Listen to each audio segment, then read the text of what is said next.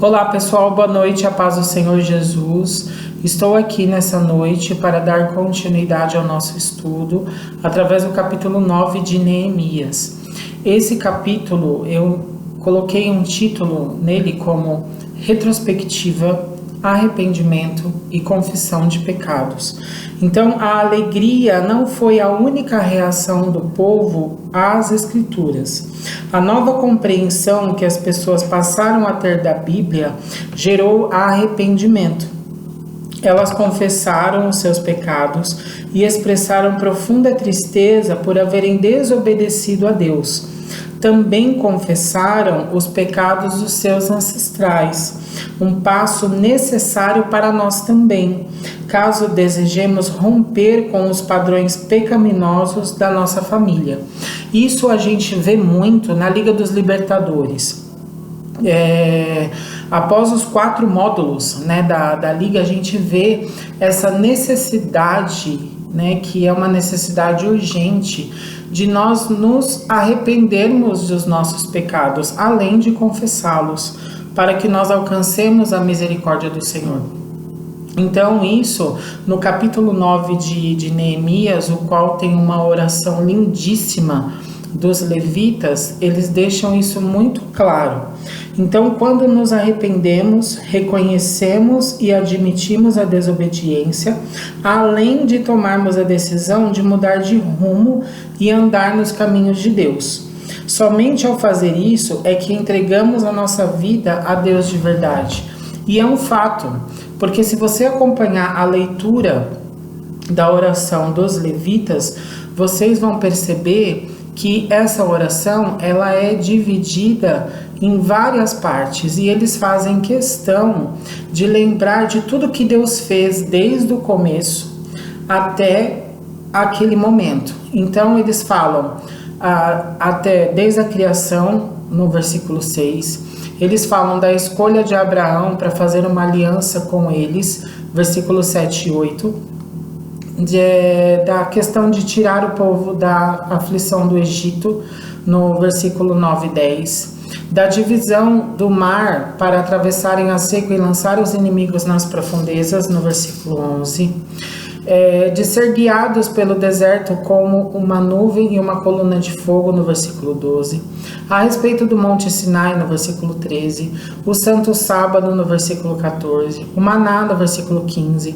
a rebeldia de seus pais, nos versículos 16 e 17, o bezerro de fundição, versículo 18, e isso foi muito falado a respeito da idolatria no culto agora de quarta-feira, a misericórdia de Deus, no versículo 19 e 20, o sustento por 40 anos de peregrinação, no versículo 21, grandes vitórias contra os inimigos, no versículo 22, multiplicação do povo e ocupação da terra prometida, no versículo 23 a 25, a rebeldia do povo e o cativeiro, nos versículos 26 até o 31, e por fim o cativeiro atual e o reconhecimento da justiça e fidelidade de Deus, dos versículos 32 até o 37. Então, nessa oração, nós conseguimos ver que os levitas, eles iniciam desde o começo, lá em Gênesis, até aqueles dias, reconhecendo tudo que Deus fez e também se arrependendo de tudo que eles fizeram contra Deus, de ter entristecido o Espírito de Deus. Então, depois dessa oração, que é uma verdadeira história da nação de Israel, houve uma resolução assinada diante dos líderes, sacerdotes e levitas, que isso consta no versículo 38. Então, o povo de Deus precisava fazer parte de alguma estrutura específica de prestação de contas. Para estabelecer isso, os líderes religiosos de Israel escreveram formalmente um pacto. Neste caso, os líderes se comprometeram a ser responsáveis diante de Deus e uns com os outros. Não devemos fazer um voo solo, é isso que eu consigo compreender. Em nossa jornada espiritual, precisamos que outras pessoas nos encorajem e nos orientem e orem por nós. Então, nesse capítulo, eu vejo que juntos somos mais fortes. Se nós tentarmos caminhar em Cristo, caminhar com Deus, sozinhos, muitas vezes não conseguimos. Então, esse capítulo me fez refletir muitas coisas acerca da minha vida também, né? Que devemos e precisamos uns dos outros. Nós não conseguiremos fazer nada sozinhos. E, além disso, essa oração feita pelos levitas atenta para várias coisas, porque ela é muito detalhista. Os levitas, eles são muito detalhistas. Então, existem propósitos que não cumprimos completamente e às vezes falamos que vamos fazer e não fazemos. E eu consigo identificar esses propósitos aqui, nessa oração. Vou falar para vocês alguns. Não fomos suficientemente humildes e atentos à palavra de Deus. Isso acontece tanto comigo quanto com vocês. Não aceitamos totalmente a liderança de Deus sobre as nossas vidas. Isso também acontece. Gente, é muito difícil entregar o controle total da nossa vida para Deus, mas é necessário. Não damos sempre glória a Deus devida ao Deus verdadeiro. Isso acontece porque muitas vezes a gente fica no o nosso egocentrismo, e a gente precisa quebrar isso, porque a glória tem que ser de Deus. Não reconhecemos em todas as situações a direção de Deus sobre os nossos caminhos.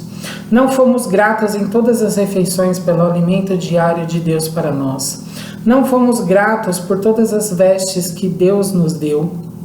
Não fomos suficientemente gratos pelo lugar e acomodações que Deus nos deu. Não agradecemos suficientemente a Deus pelos filhos que Ele nos concedeu, seja ele natural ou espiritual, e também não reconhecemos suficientemente o livramento dos obstáculos que Deus realizou. Então isso também acontece na nossa vida. Muitas vezes nós temos esses livramentos de Deus e não reconhecemos. Então, que nesta noite nós possamos nos arrepender. Aliás, que nós possamos primeiramente fazer uma retrospectiva da nossa vida, que nós possamos nos arrepender dos nossos pecados e que nós possamos confessar esses pecados, porque somente assim nós alcançaremos vitória. E que nós também tenhamos a consciência de que precisamos uns dos outros. Não conseguiremos fazer nada sozinhos. Nós precisamos estar unidos. É na unidade que Deus age, é na unidade que o Espírito Santo vem, é na unidade que nós alcançamos vitória. Então, que vocês, esta noite, reflitam a respeito dessa passagem e que vocês sejam tremendamente abençoados por Deus.